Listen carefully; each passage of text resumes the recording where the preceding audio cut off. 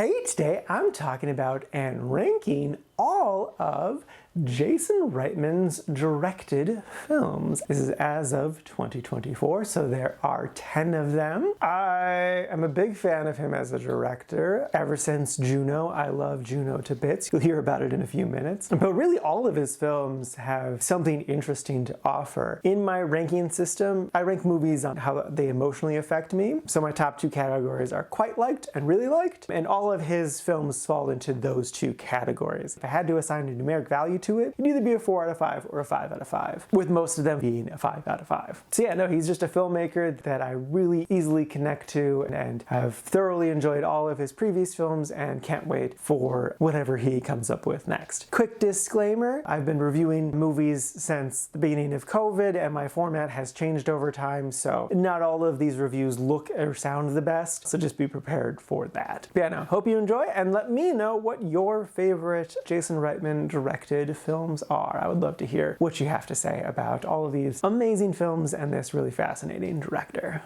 The Frontrunner. This is a 2018 movie starring Hugh Jackman, and the basic premise is this is inspired by real-life events. There was the frontrunner for the Democrat candidate for the 1988 presidential election, and over the course of 3 weeks, his entire campaign fell apart because he may or may not be a womanizer. Now, this movie was really interesting. I knew basically nothing about this going into it, and there's definitely good vibes in here. Like, it definitely reminded me a lot of All the President's Men, which is a movie I really love, and that's about Watergate, like how Watergate all went down, which was super eye-opening because I didn't realize how long that actually took. And this movie did teach me a lot of stuff, but I think the biggest issue is, since I knew nothing about this, I needed more information, more concreteness of like everything. And I think an important aspect of this movie is about how this is a pivotal point in American media in which journalists started to cover the personal affairs of politicians. I mean, they do briefly touch on like LBJ and his like adultery stuff, that it was very widely known within the press circuit that he slept around a lot, but it was never reported on because that's beneath them. But now in the late 80s, this is an important thing because it tells the American people the true character of these politicians. And again, they do briefly touch on this idea, but I think they could have just used a bit more there to really drill in how this is a big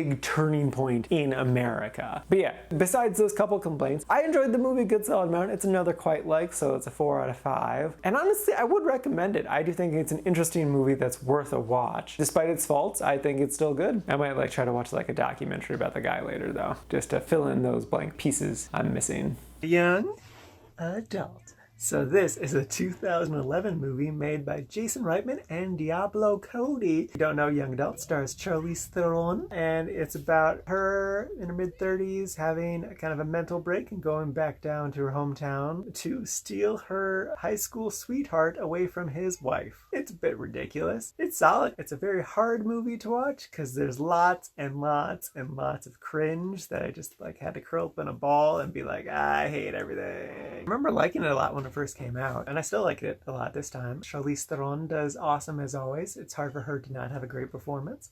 It also has Patrick Wilson. He just kind of nails his performance. This really seems effortless for him, and he seems a little one-dimensional, but then at the end of the movie they pull back the curtain a little bit and you're like, oh, okay, so there is more going on. And then also it has Patton Oswalt. He's playing just a sad nerd basically. He just nails it. Yeah, it was good. I mean, like I said, it was hard to watch. It had a really interesting ending. I'm not going to spoil it here, but it just, I don't even,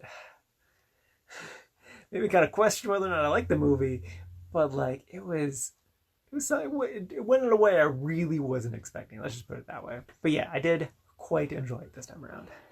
Men, Women, and Children. This is a 2014 film. It's an ensemble. It has a bunch of actors that you know. And the basic premise is it's centered around this school in Texas. It follows the lives of several different kids and several different adults, all like kind of loosely connected in that their stories kind of all have to do with the sex, and it's all complicated and messy. And this movie's interesting because, well, firstly, it's really, really good. Like, it nails the emotion so well, and it crushes the heart, and it's just like those aspects alone, I'm just like, this movie's great, I love it, it's so good. But what makes it interesting is is that it has some truly awful things, like just really bad writing. For instance, the one that I just hated was one of the storylines has to do with this teenage boy. When he was 10 years old, he discovered video porn, and because of his addiction, now at the age of 15, he is so jaded by all of the porn that he's seen, he can't get an erection unless he's watching the most fucked up vile shit on the internet. And spoilers, the vile stuff that he's watching is just women telling him exactly what to do.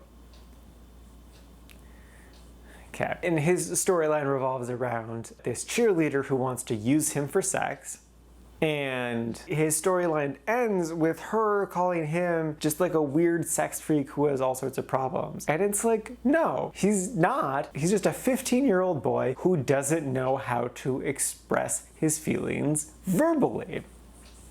That's completely normal. Also, this assumption that like porn has made him this weird sex freak is just the dumbest fucking thing. It annoys me to no end. That's not how porn works. So yeah, no, that was just really dumb. I'm complaining a lot, but again, I like this movie a ton. I think what really would have helped this movie is had they cut back on a lot of the stories. There's like a dozen stories, something like that, and they just needed just a couple of them, and that would have made the movie a lot stronger. Like the stuff between Judy Greer and the guy from Breaking Bad, their relationship was really fun and interesting. The stuff between Caitlin Dever and the guy from Baby Driver, their storyline was really interesting and fun. And I think especially that latter one could have made for an entire movie just based around that. Would have been super interesting. But there's just so many other things on there that brought the movie down, and it's so frustrating because the emotion of this movie is spot on, it's perfect. But then they had to throw in some really fucking bad writing and it ruined it. So, would I recommend this movie? I want to because the emotion's just so great, but I'm just so frustrated by it that I don't think I can. It's good, it's definitely good, but like I don't recommend it because it's why you gotta be this way movie. Could have been perfect. You're so close. Ghostbusters Afterlife. This is the new Ghostbusters movie. It is a sequel to definitely the first Ghostbusters movie and probably the second Ghostbusters movie and maybe the Ghostbusters video game. I don't think they technically contradicted that. And if you're curious, the all-female 2016 Ghostbusters takes place in a different universe from this Ghostbusters, so it is not a follow-up to that. But the basic premise is it focuses on the child and grandchildren of one of the original Ghostbusters as they try to live their lives, but then maybe some ghostly stuff starts happening and they need to deal with that instead. For context, I have seen the original Ghostbusters. It wasn't like a mainstay in my family home. It was probably middle school when I finally watched it, and I did enjoy it a ton. I've seen it a few times. I don't have like super hard nostalgia, but I do like it. So even though I'm not a hardcore fan, I still enjoyed this movie a ton. I will say it's not an all in all out comedy like the original was. This is definitely more of a lighthearted adventure film, and I actually really loved that just because I love that genre a lot. And it was also smart to do a genre shift because they're never going to be able to like recapture the magic of the original one, so it makes sense to do something different. All the actors did great. Paul Rudd was definitely a delight, and McKenna Grace, she just did incredible. She really did a solid job of carrying this movie. She was technically the main character, which I was kind of surprised by, but she really nails those emotions, and she's just entertaining to watch. And I loved, oh my god, her older brother is kind of a dick, and he tells her that she's an awkward person and she should learn a bunch of jokes to break awkward silences. And so she learns a bunch of jokes and she tells a bunch of jokes throughout the entire movie, and they're all awful and amazing, and I love them so much, and that added so much to her character. I also love her sidekick character, Podcast. He was hilarious. And yeah, this movie has a ton of heart, and it works really well. I will say, if you're a fan of the original Ghostbusters, it's definitely worth a watch. You're potentially gonna cry at the end. I definitely recommend this in general, though. I would say, though, you probably should watch at least the first Ghostbusters before seeing this, just so you can kind of understand more context if you've never seen it before. Though if it's been a few years since you've seen Ghostbusters, you're still probably fine. Though, again, the original Ghostbusters is a lot of fun, so it doesn't hurt to watch that one. But yeah, it's a good, light-hearted, fun adventure. You're definitely in for a treat of a time. Labor Day. This is a 2013-2014 movie written and directed by Jason Reitman, who is legit one of my favorite directors. So I have been like looking forward to watching this movie for a while, and I'm so glad if I get the chance to watch it. I did not know what the premise was going into it, but I will kind of vaguely say what it is for you now. So it stars Kate Winslet and Josh Brolin, and Kate Winslet plays this divorced mother with a teenaged son, and she's all sad and stuff because, you know, depression's the thing. And then one day Josh Brolin comes into their lives and makes things interesting. I won't say why or how. You're just gonna have to watch the movie to see. But it's great. I loved it. They did a really, really good job with like tension in the beginning. It really needed to be tense and they nailed it. But then this movie's also like fundamentally just like a love story, like different kinds of love. And I'm a sucker for those in general. But I think they really, really nailed all of them. Especially like mother-son love. Like I legit cried at one moment where during the epilogue, I won't say what happens exactly, but like the son does something nice for the mother, and like just looking at Kate Winslet's face, like this, the subtle changes, and like it's so clear how much this simple, kind act meant to her. I was just like, damn it, Kate Winslet, that was beautiful. Ugh. And I just started crying. And yeah, no, I loved it. And just like Kate gave a great performance all over. Like she carried the hell out of this movie. I am dumbfounded she didn't win like a bajillion awards for this, because like she acted the hell out of this, and I'm just like, yeah, it's just an all-around really solid movie. I definitely again recommend this one. Up in the Air. This is a 2009 movie. It stars George Clooney, Vera Farmiga, and then Anna Kendrick, who's again super adorable. So this movie, if you don't know, it's about George Clooney, and he has a job where he travels the country a lot, and he really loves it. I don't want to say what job he has because it's really interesting and different, and if you don't know, it's a little more fun. He does tell you like right away what he does, but it's a little more fun if you don't know. But yeah, it's a really good movie. Anna Kendrick plays like a person he's taking under his wing, and she's all adorable and stuff. And then Vera plays basically a female version of George Clooney, and she nails it. It's great. Everything about this movie is really solid. It's about loyalty, like loyalty programs, loyalty to companies, loyalty in relationships. It's also about the recession. A really cool fact about this movie is that there's a bunch of interviews that happen. I won't say why, but there's a bunch of interviews that happen, and they're all by real people. Like the director posed as a documentary, got all these real people to come in and basically just kind of rant at the camera for a while, and you can feel the realness of it, and it's really great. The movie starts off with some of those interviews, so like you'll definitely get what I mean if you watch it. I'd say definitely watch this movie if you're intrigued. But I'm also gonna say the editor of this movie, Dana E. Globerman, I actually did in college a little presentation on this movie, and it was specifically her editing techniques for this movie, and then for a scene in Juno specifically. Just to give a brief summary of it, it was talking about using quick cuts in different ways. So in Juno, it's in the abortion clinic scene where she gets really anxious and stuff, and so the cuts happen quicker and quicker as she gets more and more anxious. Whereas in Up in the Air, the editor Dana uses quick cuts to illustrate the routineness of George Clooney going through airports, because it's just so smooth, and like he doesn't really even notice those moments in between, like him having to do just like a little thing. Like it's just in and out super quick. It's just neat how she can do two different things with the same style of editing. But yeah, it's cool. It's cool how editing is fancy.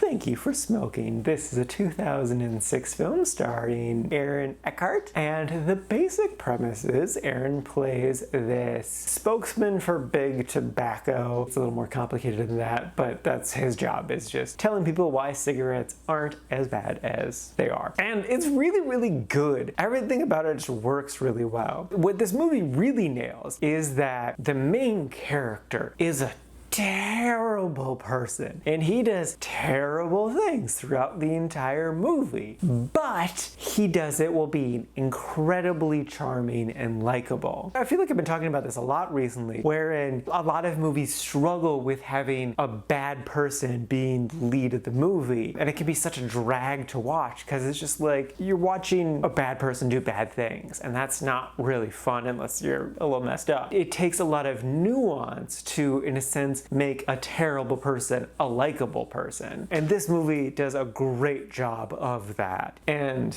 yeah, no, it just top to bottom works really well. Like all the cast were great, the script was really tight, the direction was great. It just all worked well. And it's a satire, it's not actually promoting cigarettes, and that's fairly clear. So yeah, this movie is just great. I really loved it. I have seen it before, but it's been like 15 years, so I didn't really remember a whole lot from it. It definitely, without a doubt, holds up though. And so yeah, I would totally recommend this movie. It's definitely worth a watch.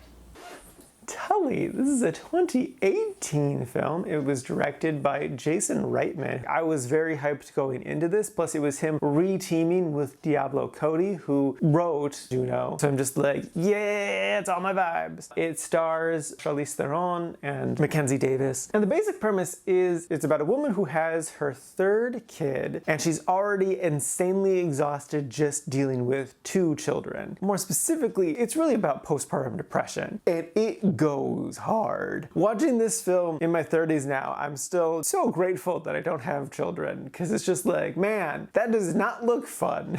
It's so depressing and sad just to see this woman who's she's trying her best, but like, kids be kids, and she has one that he's quirky and no doctors are able to like diagnose him with anything. He's just a little strange. And like that puts so much extra pressure on the situation. And of course, having a newborn is just the most insane experience. But then like she gets a night nanny. As soon as she comes into the scene, just makes everything better, and you're just like, yay, things are good. And it's such a nice emotional reward of an experience. It also deals with aging, which I really, really loved, and just like how we change as people over our lifetime. They talk about the ship Theseus, you know, the one where they replace all the boards eventually, and is it the same ship still? And I think that's a really interesting idea or concept to talk about in regards of people. It's actually something I've thought about my whole life, so it's like nice to see that explored in film. If I was going to criticize anything with the movie, I would say I feel like the very end of it kind of wraps up pretty quickly. There's kind of a revelation that happens near the end, and kind of after that it goes at pretty fast pace. Really, I think it just needed like 1 or 2 more minutes, just slow it down just a little bit more to kind of sit in that reveal, and I could have jumped this up even more. It's still I really liked, and still high up in my really liked. This is me more so being pedantic. It's an incredible film that's well worth a watch. Even if you don't have any kids like me, there's still a lot to love and appreciate about this movie. So yes, I crazy love this movie and would wholeheartedly recommend it. Saturday Night. This was co-written and directed by Jason Reitman, a director that I'm a big fan of, and I've recently really gotten into SNL. So needless to say, I went into this movie with high expectations,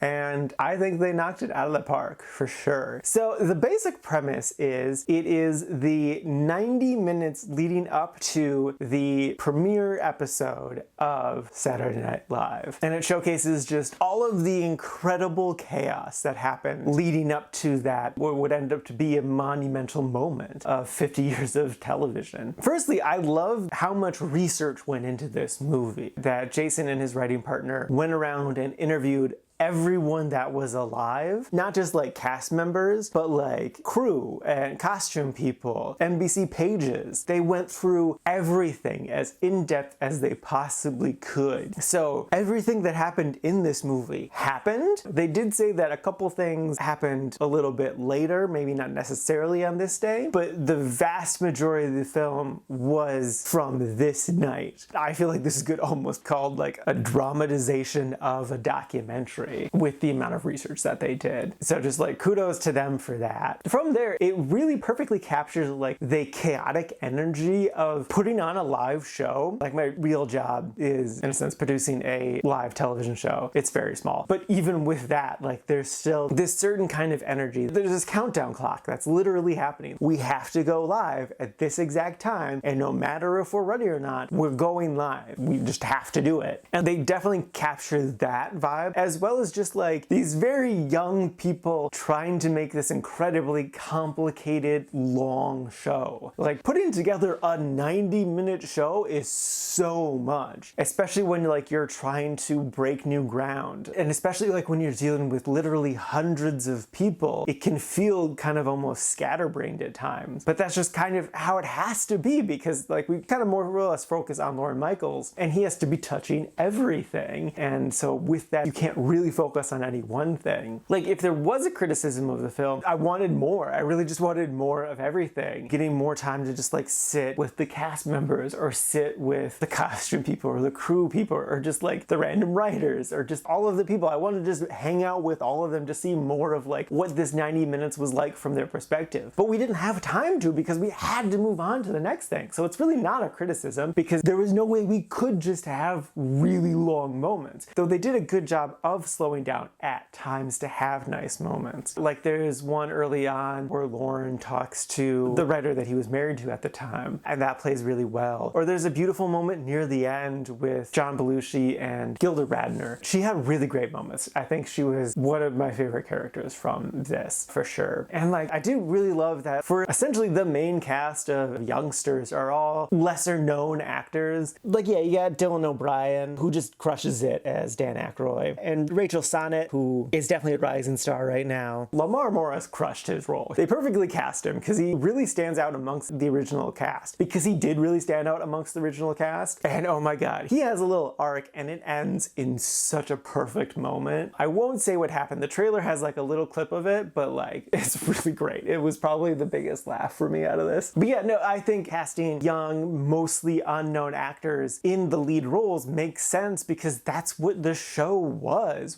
these young, unexperienced comedians who were, you know, up and coming and just like ready to break out. That was brilliant. There are a couple of stars in here. I liked all of them. There's definitely a big dick moment with one of them that was really great. And just, yeah, no, I crazy loved this movie. It was so delightful and fun to watch. It was a blast. I, without a doubt, would recommend it. I think even if you're not really a fan of SNL, it's still worth a watch, just because of how interesting of an experience it is, especially knowing that it's all true. It's a good, fun, intense time that's well worth a watch. So yes, love the movie, without a doubt recommend. Juno. This is a 2007 film. When people ask what is my favorite movie, the answer is Juno. The moment I fell in love with the movie wasn't the first scene. I was fascinated by the first scene. I enjoyed the first scene. I was like, this is really interesting. But the moment I fell in love with the movie was when the song All I Want Is You by Barry Louis Pulazar started to play. I was like, holy shit. It was just like a direct line into my soul with love and delight and amazement. And then from there on out, I was like, this is incredible. I love the movie so much, and I've listened to the soundtrack an insane number of times. Like, there's a good reason this is sitting on top of my bookshelf, because even looking at the cover of the movie/album just brings me so much joy that it's to the point, if I'm feeling bad or down and I need a pick-me-up, I just either listen to the album or put on the movie if I'm getting real desperate, or I do watch it and listen to it when I am happy to. But it found me at the exact right place in my life. I was 17 when this movie came out, and I was in my first serious relationship. And man, I don't know, just like everything about it connected to me on such a personal level. Like, obviously I was afraid of pregnancy stuff, but like, I don't know, I struggle to have the words to really capture the emotions I experienced with this film. Like, no matter what I say today, it's not going to be enough. I could do a whole series of why I love every little aspect of this film. It's top to bottom perfect and so precise, and man, like Elliot's performance is it's something else. They're so God, I'm struggling. It's to use a kind of extreme example, I'm like trying to describe the beauty of Michelangelo's creation, why The Last Supper is such a perfect painting of just all these great works. How do you describe something so magnificent? And you got Jason Bateman, who is just so weird and strange, but like it's so easy to connect to him, and it's so understandable why Juno instantly connects to him. And you got Jennifer Garner, who I was a fan of hers going into this, so I was very excited to see her, and her character is just so prim and proper. But it makes sense why Juno doesn't like her, and you don't like her for that. But like, again, upon reflection, she's kind of the hero of the story. Your heart breaks for her, and I feel for her. And J.K. Simmons, he's so perfect. He's so perfect. I can't not shout out Allison Janney. She has such a small role in this, but like her little moments are just little nuggets of gold. And then Olivia Thirlby, like, oh my God. There's no words. There's no words. You even got Rainn Wilson's one little scene. Like, he was perfect. The whole cast is it's just something else. I could really just go on and on and on about this. Like, I could easily fill an hour-long podcast with all of my praise for this film, and then do another whole podcast about how perfect that soundtrack is. So yes, no. If I somehow wasn't clear, I ridiculously, fundamentally love this movie so incredibly much, and with every last little bit of my heart and soul recommend it. Do I think it's going to connect to you the same way it did me? Probably not, because it hit me at such a fundamental level that you only get a couple times in your life. But I do think that even without that, it is still an incredible experience that is fully worth a watch. To me, really perfectly encapsulates what 2007 was like, or just really that time in my life. So yes, no, I love this movie so much. I'm so grateful for Diablo Cody and Jason Reitman to have made this film, because I do think I would be a different person without having experienced this film. A lesser person, really, truly. I know my life would have had so much less joy without it. So thank you to them for having made it, and I cannot recommend this movie enough.